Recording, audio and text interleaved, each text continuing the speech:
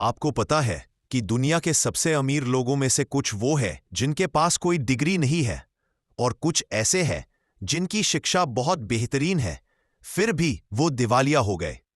क्यों? क्योंकि पैसे को मैनेज करना एक विज्ञान नहीं है, यह एक कला है। और यह कला आपका बिहेवियर, व्यवहार है, ना कि आपकी इंटेलिजेंस, बुद्धिमत्ता।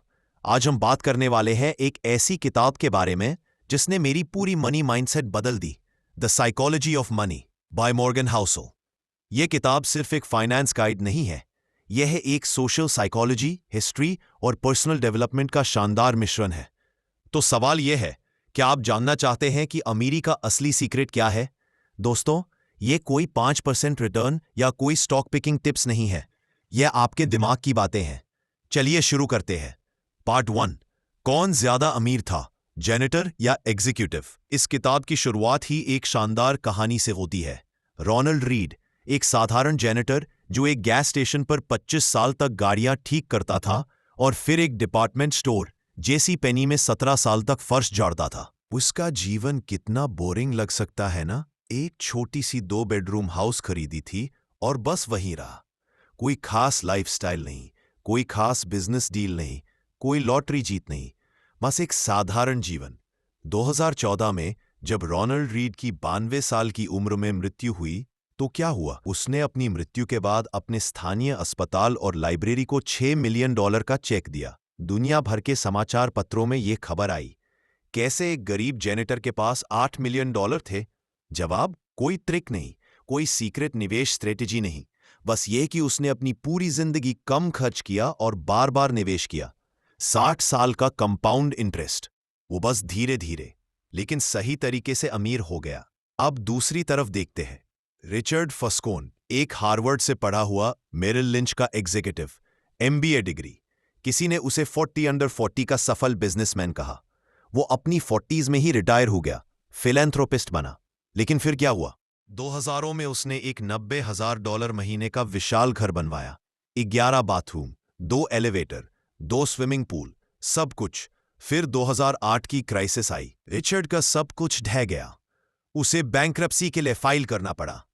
उसका $1 मिलियन मैंशन 75% की कीमत पर फोरक्लोज हो गया। तो सवाल यह है, क्या मतलब हुआ? रोनाल्ड रीड एक साधारण बुद्धिमान जैनेटर, रिचर्ड फस्कोन एक शानदार शिक्षित एग्जीक्यूटिव। फिर भी रोनाल्ड अमीर रहा और रिचर्ड दिवालिया हो गया। क्यों? क्योंकि पैसे बनाना एक साइंस है, लेकिन पैसे रखना एक आर्ट है, और ये आर्ट आपके बिहेवियर पर निर्भर करता है। पार्ट 2, लकी या स्मार्ट। अब मान लो कि हर किसी को एक सवाल दिया जाए, अमीर लोग अमीर कैसे बनते हैं?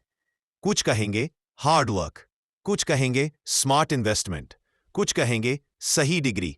लेकिन मॉर्गन हाउसल का आंसर क्या है? लक। और यह कंट्रोवर्शियल है, लेकिन सुनो, यह पूरी कहानी है। बिल गेट्स को जानते हो ना? दुनिया के सबसे अमीर आदमियों में से एक, माइक्रोसॉफ्ट के फाउंडर। साइंटिस्ट कहते हैं कि बिल गेट्स शायद सबसे स्मार्ट लोगों में से एक है। लेकिन यहां रोचक बात है, 1968 में बिल गेट्स लेकसाइड स्कूल में एक कंप्यूटर तक पहुंच सके। उस समय दुनिया में शायद 1 मिलियन में से एक हाई स्कूल स्टूडेंट के पास कंप्यूटर का एक्सेस था। आप समझ रहे हो? 1 in a million। यह लक था। बिल गेट्स स्मार्ट था, हाँ, लेकिन अगर उसके स्कूल के पास वह कंप्यूटर ना होता तो माइक्रोसॉफ्ट कभी बनता ही नहीं। बिल खुद भी कहता है, if there had been no Lakeside there would have been no Microsoft. लेकिन यहां एक दूसरी कहानी भी है। बिल के बेस्ट फ्रेंड थे केंट एवंस। वह बिल जितना ही टैलेंटेड था, हो सकता है ज्यादा टैलेंटेड। केंट और बिल दोनों को उसी स्कूल में कंप्यूटर के साथ खेलने का मौका मिला। दोनों ब्रिलियंट थे, दोनों एम्बिशियस थे, लेकिन केंट एक माउंटेनियरिंग एक्सीडेंट में मर गया हाई स्कूल खत्म करने से पहले। वही केंट अगर जिंदा रहता तो शायद माइक्रोसॉफ्ट का को-फाउंडर होता। तो सीखने वाली बात क्या है? लक और रिस्क दोनों एग्जिस्ट करते हैं। सक्सेस सिर्फ हार्ड वर्क प्लस टैलेंट का रिजल्ट नहीं है। बहुत कुछ आपके कंट्रोल से बाहर है, लेकिन यहां महत्वपूर्ण बात है, आप उन चीजों पर ध्यान दे सकते हो जो आपके कंट्रोल में है। पार्ट 3, इनफ की परिभाषा कब आती है? एक बहुत बड़ी समस्या है जो हर किसी को है, और शायद तुम्हारे पास भी है। नेवर इनफ यह तीसरा चैप्टर है किताब का। ग्रीड क्या है? ग्रीड तब शुरू होता है जब तुम संतुष्ट नहीं रहते, जब तुम सोचते हो मेरे पास $1 मिलियन है लेकिन मुझे $10 मिलियन चाहिए, और यह कैटास्ट्रॉफिक हो सकता है। बर्नी मैडॉफ को जानते हो? वह एक बिलियनियर था, सैकड़ों हजारों लोगों का पैसा इन्वेस्ट करता था और उसका पॉन्जी स्कीम 70 साल तक चलता रहा। लेकिन तुम उसे यह पॉन्जी स्कीम चलाने की जरूरत ही नहीं थी, वह पहले से ही अमीर था। फिर भी उसने अपने पूरे लेगेसी को नष्ट कर दिया। क्यों? क्योंकि उसके लिए इनफ कभी इनफ नहीं था। यह हमारी बिगेस्ट प्रॉब्लम है। हम रेस दौड़ रहे हैं लेकिन हमें पता नहीं कि फिनिश लाइन कहाँ है। तो पहला लेसन, अपने लिए एक इनफ नंबर डिफाइन कर लो। अगर तुम्हारे पास 50 लाख रुपए जमा हो गए तो उस पर ध्यान दो। इनफ डिफाइन करना, यही वेल्थ का असली सीक्रेट है। पार्ट 4, कंपाउंड इंटरेस्ट, दुनिया की 8वीं अजूबा। वॉरेन बफेट कहता है कि उसकी 99% दौलत उसके 50 की उम्र के बाद आई। क्यों? कंपाउंडिंग। मान लो तुमने 20 साल की उम्र में $10,000 इन्वेस्ट किए और 10% सालाना रिटर्न मिला। 20 साल बाद $68,000, 40 साल बाद $452,000, 60 साल बाद 30 मिलियन। एक ही रेट, एक ही अमाउंट, लेकिन टाइम की ताकत देखो। तो लेसन, जल्दी शुरू करो, भले ही कम रकम हो, धीरे धीरे लेकिन लंबे समय तक निवेश करते रहो। बस यही है। Part 5, freedom. असली वेल्थ यहां एक बहुत ही गहरी बात है। अगर तुमसे पूछो अमीरी का सबसे बड़ा फायदा क्या है, तो ज्यादातर लोग कहेंगे बड़ी कार, बड़ा घर, महंगी चीजें। गलत। असली अमीरी का फायदा है फ्रीडम, अपने समय पर कंट्रोल। अगर तुम्हारे पास 1 करोड़ रुपए है लेकिन तुम्हें एक ऐसी नौकरी करनी है जो तुम हिंदी में करना पसंद नहीं है, तो तुम अमीर नहीं हो, तुम एक गोल्डन केज में कैद हो। लेकिन अगर तुम्हारे पास 50 लाख रुपए बचत है कि तुम 10 साल तक बिना काम किए रह सकते हो, तो तुम वाकई आजाद हो। तुम कोई भी जॉब कर सकते हो जो तुम्हें पसंद है, भले ही कम पैसे मिले। यह फ्रीडम है और यह मनी का असली पर्पस है। Part 6, wealth is what you don't see. एक बहुत ही गहरी बात। सड़क पर एक आदमी अपनी नई BMW लेकर चल रहा है। हर कोई देखता है, वाह वह कितना अमीर है, लेकिन शायद वह आदमी कर्जे में डूबा है। दूसरी तरफ एक साधारण रिक्शा ड्राइवर है जिसके पास कोई फैंसी कार नहीं है, लेकिन उसके बैंक अकाउंट में 50 लाख रुपए बचे हैं। कौन अमीर है? जवाब, अनस्पेंट मनी इक्वल्स रियल वेल्थ। तो रियल वेल्थ वह है जो दिखाई नहीं देता। यह है तुम्हारी सेविंग्स रेट, यह है तुम्हारा डिसिप्लिन। Part 7, reasonable rational. एक बहुत ही इंटरेस्टिंग कॉन्सेप्ट। मान लो एक मैथमेटिक्स के पास एक परफेक्ट पोर्टफोलियो है जो मैथमेटिकली सबसे अच्छा है, लेकिन इसमें 70% स्टॉक्स हैं।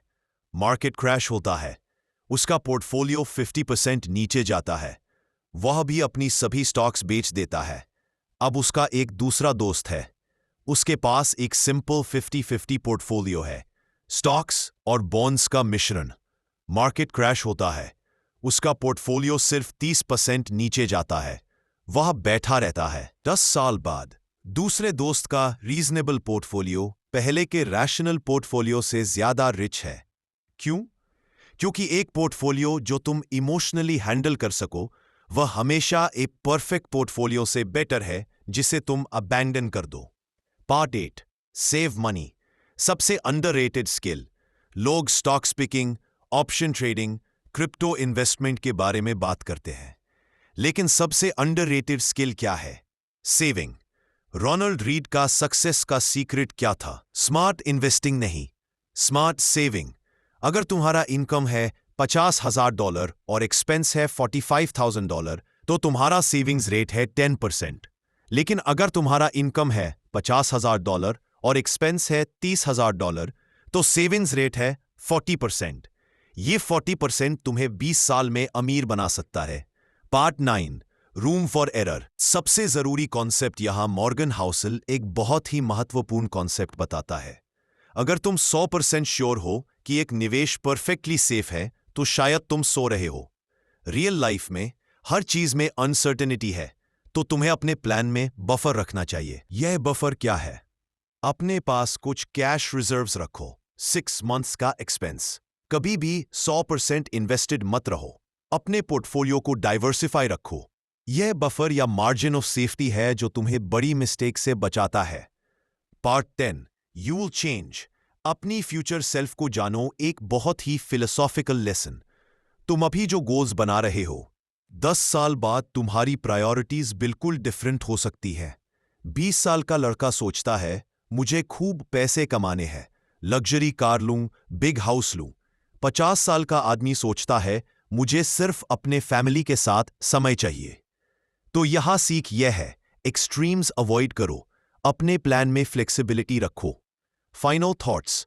द साइकोलॉजी ऑफ मनी तुम्हें एक बहुत ही इंपॉर्टेंट सीख देती है। Smart equals intelligence plus discipline plus patience plus luck plus behaviour. Numbers matter, लेकिन साइकोलॉजी मैटर करता है ज्यादा। तो अगर तुम अमीर बनना चाहते हो तो 1 इनफ डिफाइन करो, नेवर इनफ से बचो। 2 डिसिप्लिन से सेव करो, स्पेंडिंग को कंट्रोल करो। 3 लॉन्ग टर्म में थिंक करो, कंपाउंडिंग को गिव करो। 4 फ्रीडम को वैल्यू दो, मनी का असली पर्पस।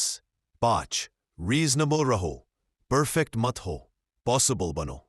यह किताब तुम्हें एक बहुत ही इंपॉर्टेंट पर्सपेक्टिव देती है।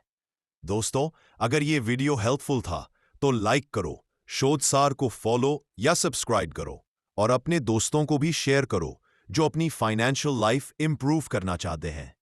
अपनी फ्यूचर सेल्फ को थैंक यू कहो, क्योंकि आज का डिसीजन कल का रियलिटी बनेगा। तब तक मनी को स्मार्टली, नॉट ग्रीडली हैंडल करते रहो। कमेंट में बताओ अगली वीडियो कौन से किताब पर सुनना चाहते हो। जय हिंद।